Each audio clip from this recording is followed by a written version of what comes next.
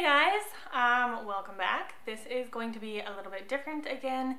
I am doing more of a response video to Euodia's video about asking booktuber questions about booktube.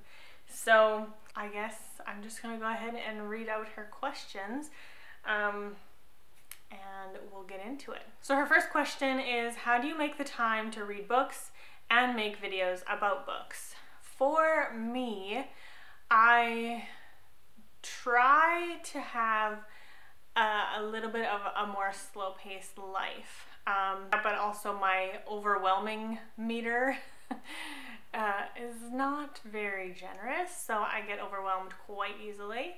So yes, I do my best to have a more slow-paced life because of my tendency to be easily overwhelmed. Having said that, I also have a part-time job, not a full-time job, so that does afford me some more time at home when I have a slower paced life and only a part-time job.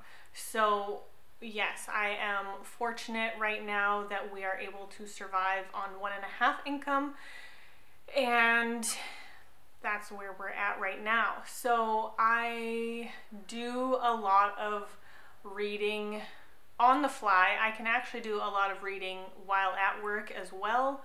I do a lot of audiobook reading, so that means I can do housework while I'm reading. I can do arts and crafts while I'm reading. I could do yard work. I can travel, like if we're on a road trip. There's a good chunk of hours, although we do end up talking most of the time, me and my husband just end up visiting, but there's a lot of little areas where I can squeeze in an hour or two of audiobook listening while I do other things. But also, having said that I do have a slower paced life on purpose, yes, I do have some time that I can put into reading. And I also end up filming my videos when I'm not at work and my husband is, so that I'm not taking away time from our time together. So that's kind of how I've managed to fit booktube into my life. Her next question is, what do you think people should incorporate into a review? So I'm not really sure if she means like on Goodreads or Instagram, or like a written review, or if she means more like a video review, or in like wrap-up reviews. But I will say I don't do single book dedicated review videos. I don't feel like I'm eloquent enough to talk about a book, and when I talk about a book, I'm always on the fence about like spoilers and non-spoilers, because who do I want to reach? If you want to reach people to read the book, you want to be spoil free, but if you want to reach people who have read the book and you want to conversate about the book, then you want to put spoilers in and alert your viewers that you're putting spoilers in. So that's kind of why I just stay away from it. But for my monthly wrap-ups or recent reads, I do sometimes do a little synopsis, because I kind of want you guys to know a very basic gist of the book, and how I sort of felt about it. Now, I don't go too in-depth with reviewing because I don't need a lot when I'm looking into a book. I need a very brief, this is what it is, do I want to read that or not? I'm very quick to know what I'm interested in and what I'm not. So to have an overworded review doesn't assist me at all. So I just need basics. In my Goodreads, I do include content warnings as much as I can. I do a lot of language content warnings because that is important to me. I don't know if that really answers your question, Euodia, but I think it just depends on who you're trying to reach with what kind of information you want to include in your review. I guess it also depends what kind of reader you are too. I don't know. That's kind of my answer. I'm probably missing some things I wanted to talk about, but that's what it is. Question 3, she asks, what do you like and what don't you like about BookTube? What do I like? Just the opportunity to meet so many like-minded people across the world has been a really fun experience.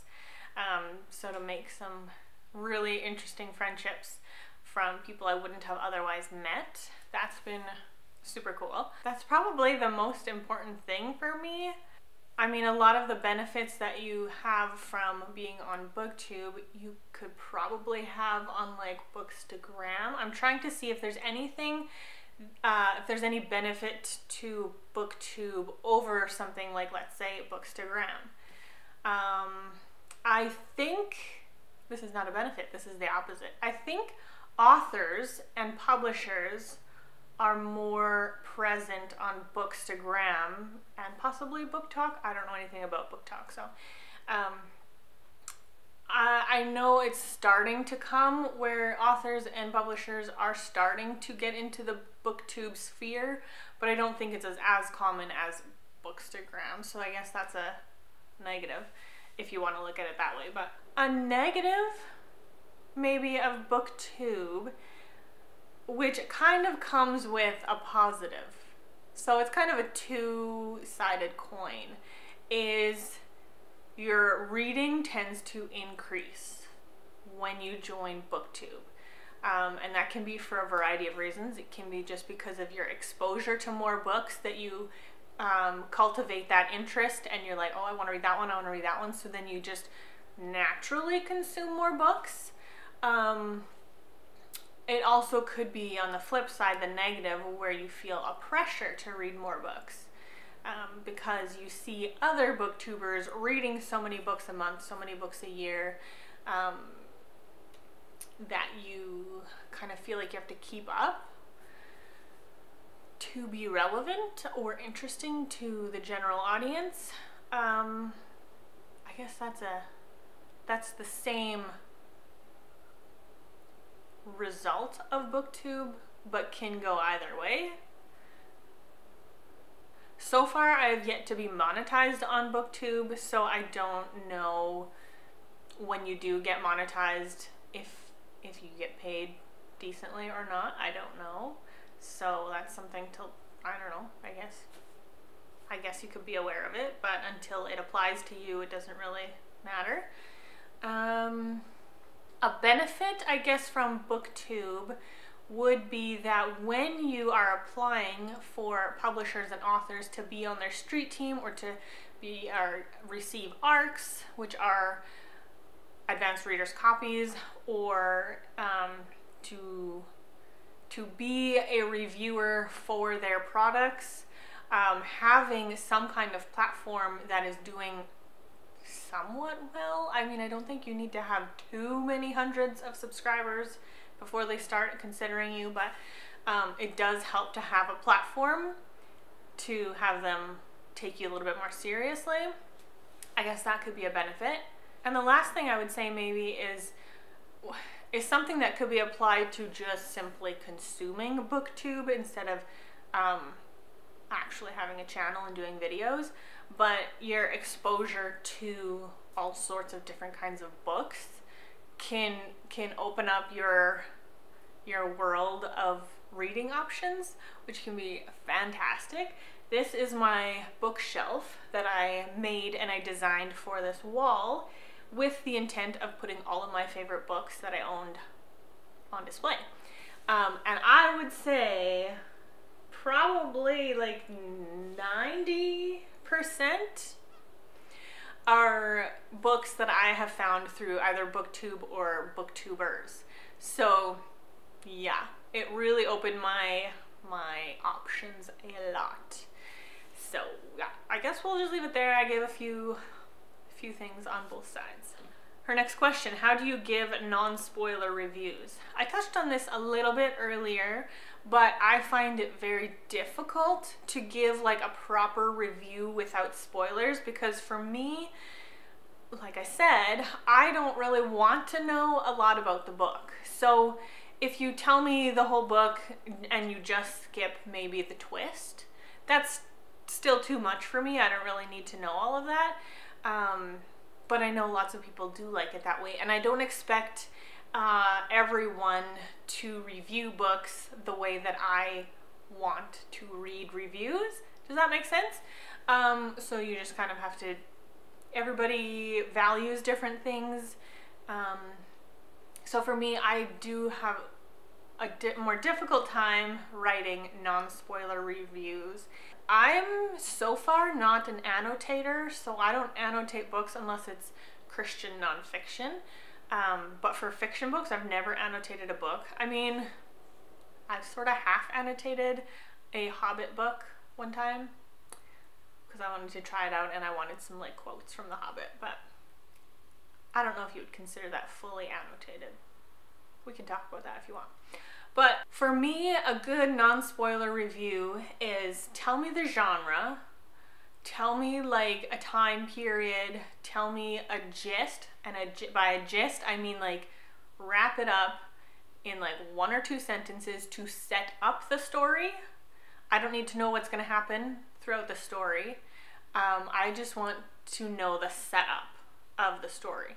And if that's interesting to me, then I will probably try the book, regardless. It's kind of subjective. I think just do, my advice on BookTube or any kind of YouTube is make the content you want to watch. That's how I've approached my BookTube, YouTube, ArtTube journey, is I make videos that I want to watch. Our next question, where do you find indie authors? Girl, I don't know. Probably my main source of finding indie authors is Bookstagram, and it's just by knowing people who know of indie authors. I don't actually know how to discover indie authors. Sometimes once you get a little bit of a following and a little bit of traction on whatever platform you choose, sometimes you'll get what do they call those? Cold emails? Just emails out of the blue from authors, like indie authors who are just selling their book and promoting their book, and they want to see if you want to help them. So sometimes it comes from just random emails from the authors themselves, but for the most part I feel like it's just been luck of the draw, like just stumbling upon somebody's post on Bookstagram and they happen to include a book that they've read that was from an indie author. So I don't actually know like if there's an actual resource for indie authors, which would be kind of cool if there could be some kind of platform, some kind of website where you could just register your own book and everyone could kind of do it that way. There should be a website like that, don't you think? I'm thinking so. Okay, her next question. Why are a lot of people calling age categories genres? And I think she's talking more about like YA and middle grade. They're not genres. They're just categories. And I think as booktubers or people who talk a lot about books for the general public, just combine categories and genres together just as descriptors for books. But YA is not a genre. Middle grade is not a genre. Those are just age categories. And if you want to dive deeper into the topic of genres, there are so many different ways you can pick that concept apart and ways that you can disagree with other people in the book sphere about genres. But yeah, I would say age categories are not genres. They are categories, but as people who make book content, we kind of just lump them together as descriptors. Question 7, why do you love or hate rating books? I guess I love it. I'm a little more indifferent, but I guess I love it just because it keeps it organized in my brain. Just to kind of know, yeah, these ones are top tier. This one was kind of middle of the road. This one, do not recommend. So yeah, I guess it's just kind of to organize it in my brain or in my reading journal. But the reason I guess that I don't like rating genres, if I think about it too deeply, which I tend to do, but I would dislike rating books because for me, what I've been finding over the past few years is this 5-star book and this 5-star book aren't equal. Or this 4-star book and this 4-star book aren't equal. One comes out way higher than the other one, and yet I've given them both 4 stars. or 5 stars, but they aren't equal in my brain. So that's a whole can of worms. I think if I could dissect it, I could go down this rabbit trail and I would not want to be rating books anymore, because it would make me so confused about why I rated this book 5 stars and this book 5 stars, but I don't feel the same about them. Yeah, so if I just think of rating on the surface, just your quick instinct, how did this book make you feel? What was your experience reading it? Good, mediocre, or bad? Just kind of fit it in a star rating, move on. I don't overthink it. I try not to overthink it because that'll lead me into trouble. Question 8. Do you prefer to stay in one genre or read multiple genres, and why? I like to read multiple genres, and the reason for that is because I have found really great reading experiences in different genres, and I would hate to miss out on that experience by pigeonholing myself into one genre. Now, I guess if you have read for a few years in multiple genres and you find that you only like historical, yeah, you might decide that you only want to read historical from now on, because you haven't had good experiences in other genres. But for me, I have found the opposite to be true. I find really, really great books and great experiences reading books in a variety of genres. So I'm continually open to reading more genres. Yeah, but I like a variety. I watch a variety of TV shows and movies. I like a variety of art mediums and things to do. I like variety in life. I like trying new foods. I like trying new styles in fashion. I like trying new hairstyles. I just like variety in life. So when it comes to reading, that's no different for me. Question 9. Do you buy every book you read, or only the books you know you'll love? For the most part, I only purchase books from the thrift store. When I do that, the majority of the time I've never read them, and a lot of the time I've never heard of them. So because it's thrift store buying, your investment, your financial investment is a lot less, so the risk, your financial risk is a lot less. So I don't have a problem buying books that I've never read or heard of that way. If I'm going to buy like a full price book, brand new full price book, it will absolutely be something I have read before. Unless in the one case I purchased Wistress from Nadine Brandes. I purchased that one, never heard, I heard of it because I was on, not the street team, but the cover reveal team. Anyway, I bought that book out of support for her because I've loved her books and I was excited about it. Actually that happened twice, because I did purchase the 3rd book of the Ravenwood Saga from Morgan L. Bussey as well. But that one I had already started the series and I loved the series and I needed that 3rd book as soon as it was out. So I have purchased books full price that I'd never read before twice. So yeah, that's not a typical practice of mine, and I do try my best to, when I've read a book that I've loved, put it on my to buy list, but still from the thrift store, because, or book outlet sometimes, but I haven't shopped on book outlet for like a year. Anyway, I do in my mind want to own all of the books that I've loved, so at some point I will, maybe if I get a gift card, maybe I'll buy it, or find out there's a thrift store, I'll definitely buy it. But yeah, I typically don't purchase brand new books cold without knowing without knowing that I like the book, without having read it first. The second part of that question is, do I buy every book I read? No, because I read from my library a ton. Like a ton. So no, I don't buy every book I read, for sure not. And a lot of the times, even if I own the book, I've read the book, it's only a mediocre book, I'll probably still keep it, because eventually I would like to have a library of only books that I've read. Like, I think that that would be super cool, and I would like shelves to be full, but I don't want books that I hate, right? So like maybe like a 3-star and up would be really cool. I mean, ideally, a whole library of books stuffed to the rafters of 5-star books would be like perfection, but that's a little unrealistic. The next question: do you only read books that people recommend, or do you sometimes pick up books in the bookstore that most people don't know?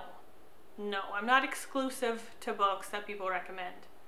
Do I sometimes pick up books in the bookstore that most people don't know? Again, I don't really shop at bookstores, so I'm just going to say like thrift stores or libraries. Do I pick up books that most people don't know? For sure. Yeah. I like being the one, it hasn't happened too often, but I like being the one that's like, hey, have you guys ever heard about this book? It's fantastic. And then nobody's heard of it. I think that's really a fun position to be in. So yeah, I for sure would pick up books that no one's ever heard of. Next question: when you DNF books, do you donate them or sell them, or both? If I own the book, I guess is the question, and I've DNF'd it, usually I will donate it. And I do have a cystic fibrosis book sale going on. I can link you guys to that Instagram page. Right now I think it's easiest if I'm only working with people who are local because of shipping costs. But yes, when I DNF a book that I own, I will donate it to that cystic fibrosis book club stash and hopefully raise some money for cystic fibrosis research. There have been some occasions that I've kept the book in my collection. I'm thinking specifically of the Dune series. I did like books 1 and 2. The third one, or was it books 1 to 3 and the fourth one? I think I liked the trilogy. And then the fourth one I DNF'd because I felt like it was super different than the trilogy. But I DNF'd it and I kept it because it is a vintage copy that goes with the first 3. And also it's more of a soft DNF, so I might try it again with a more open perspective that, okay, it's not going to be like the first trilogy.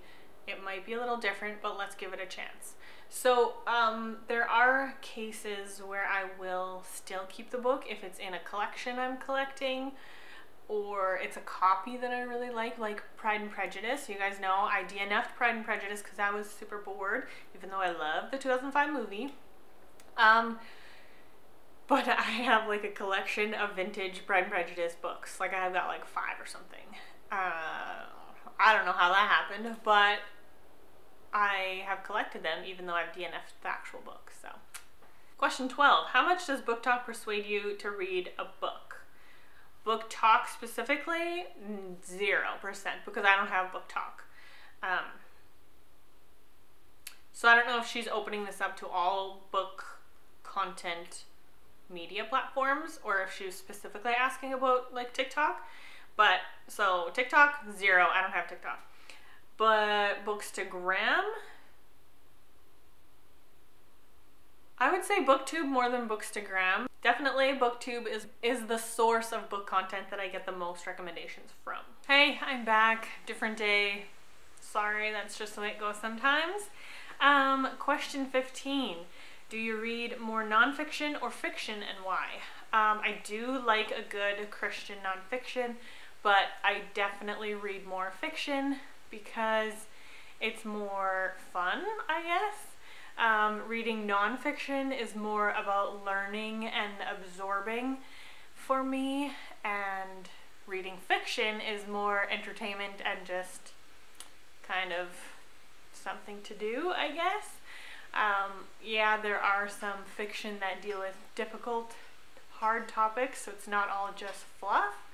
But yeah, I tend to view fiction as more entertainment and nonfiction as more of a learning experience. So that's kind of why I lean more towards fiction. Next question.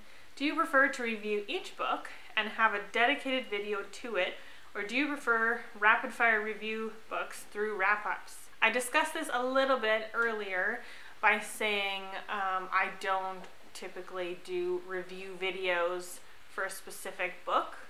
I don't really watch those videos because also, like I said before, I just need a very short synopsis of what the book is. And I'm not very good with book discussion.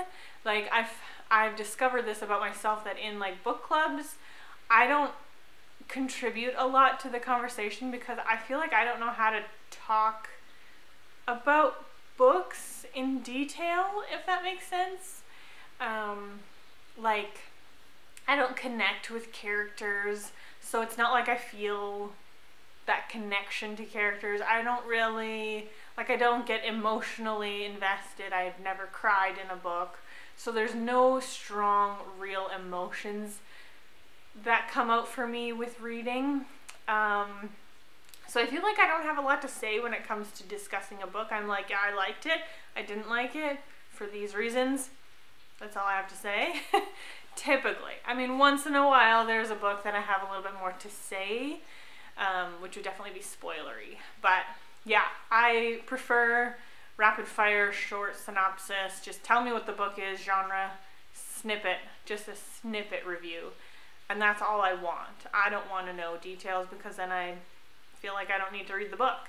So that's kind of my answer. I think it's different than most people would say, probably. But next question, do you like guessing the plot twists, or do you prefer to have the plot twist blow your mind, as in you didn't see it coming?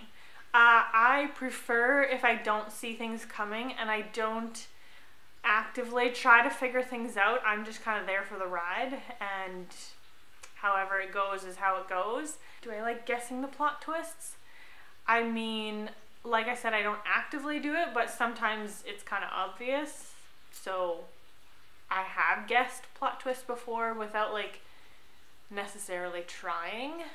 But on the flip side, I do feel like some books, especially in the suspense thriller genre, I feel like those authors sometimes try so hard to take you off guard that it is wildly unbelievable, and you're like, what kind of twist is this? Like, it doesn't make sense.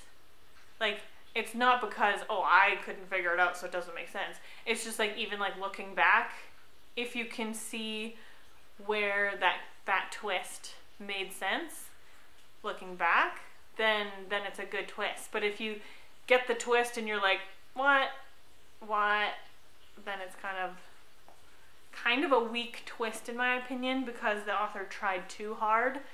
I don't know if that really made sense. Question 18, do you tend to read and review books you can relate to, or do you love reading and reviewing books that are from a different perspective that you don't really relate to?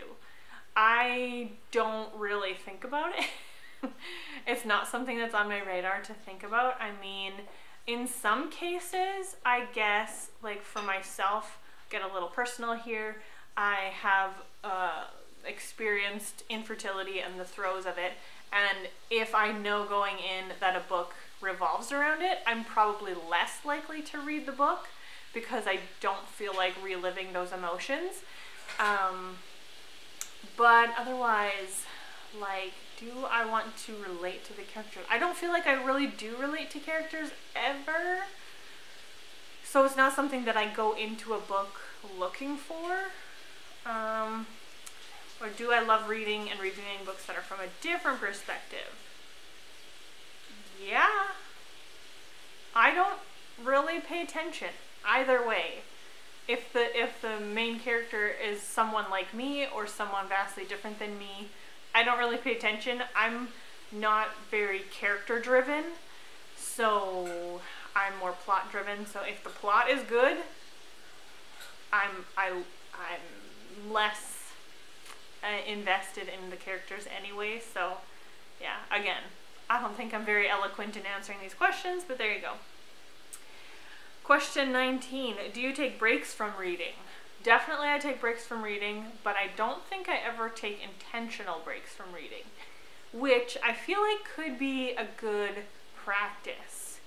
Personally, I have found more so that it just comes in waves. Like, my desire for reading will kind of taper off for a little bit, whether that is a result of who knows what. It could be extra stress in life, it could be just a busier phase of life, It could be simply that I'm not finding books that I'm interested in, so I keep DNFing books.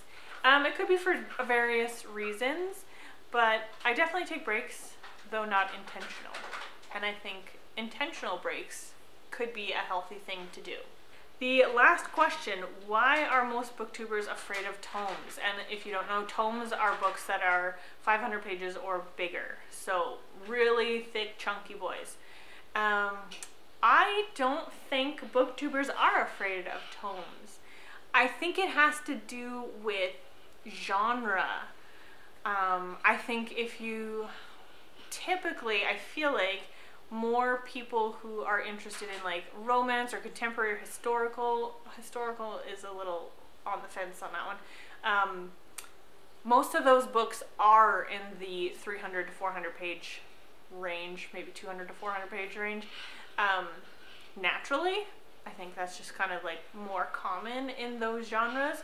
So people who like those genres just happen to read those size books because that's what they're interested in.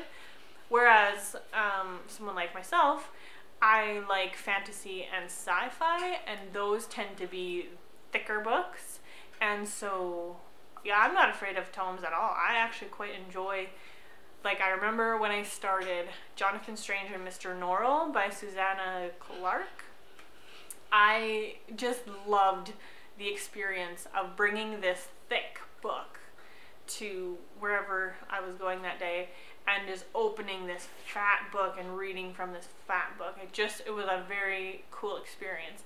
And I quite enjoy reading really, really fat books, but it's definitely an interest thing. I think a lot of fat books are classics too sometimes, and can be a drier writing, so a little bit harder to get into. I'd also say some authors who maybe aren't as skilled at their craft write tomes but have a lot of filler in there, so it feels like a slog to get through.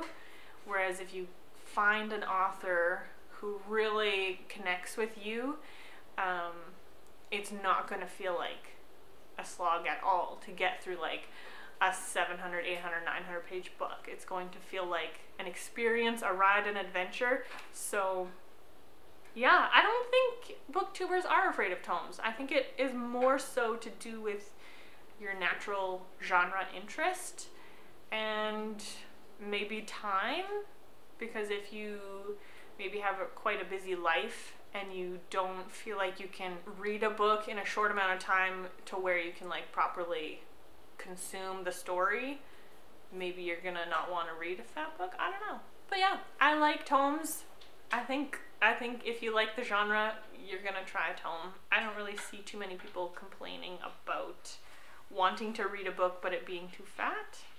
I don't know. So those are some of my answers to the questions that Euodia had for booktubers. Let me know in the comments below what you thought of some of my answers, or maybe what some of your answers are. And I encourage you, if you are a booktuber, to maybe make your own response video to her video. I will definitely leave her video linked down below and her channel. And yeah, this was a good time talking about BookTube and my reasons for doing things here on BookTube, I guess. Yeah, I hope you guys have a lovely day, and I'll see you in the next video. Bye!